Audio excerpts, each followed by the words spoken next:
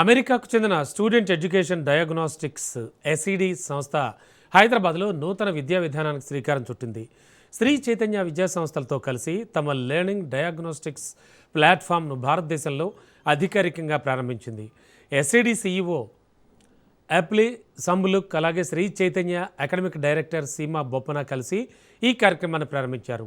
సహజ మేధస్సు, neuro science ఆధారంగా రూపొందించిన విధానం విద్యార్థుల వ్యక్తిగతంగా నేర్చుకునేటువంటి సామర్థ్యాన్ని గుర్తించి వారికి సులభతరంగా విద్యను అందించడమే లక్ష్యంగా రూపొందించినట్లు తెలిపారు. ఇప్పటికే న్యూఢిల్లీలో ప్రారంభమైన ఈ ప్రోగ్రాంను హైదరాబాద్లో కూడా ప్రారంభించడం ఆనందంగా ఉందని సంతోషం వ్యక్తం చేశారు. త్వరలో దేశవ్యాప్తంగా ఈ విధానాన్ని విస్తరించనున్నట్లు నిర్వాహకులు వెల్లడించారు.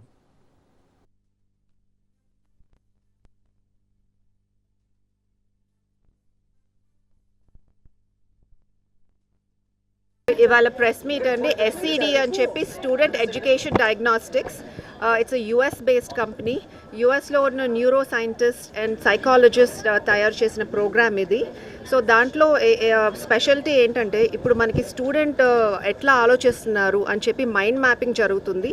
This is a program. ఈ ప్రోగ్రాంలో స్టూడెంట్ అసెస్మెంట్ జరుగుతుంది. ముందు ఎట్లా ఉన్నారు అండ్ ప్రోగ్రామ్ ఎండింగ్లో ఎట్లా ఉన్నారని చెప్పి అసెస్మెంట్ జరిగి అది టీచర్కి పేరెంట్కి హెల్ప్ అవుతుందండి.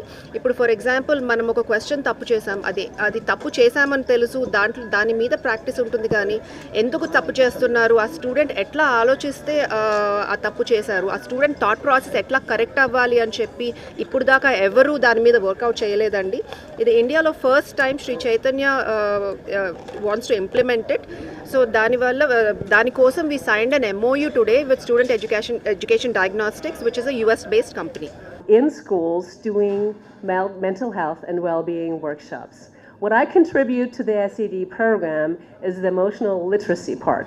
Now you might think, what does emotional literacy have to do with me and with studying in the first place?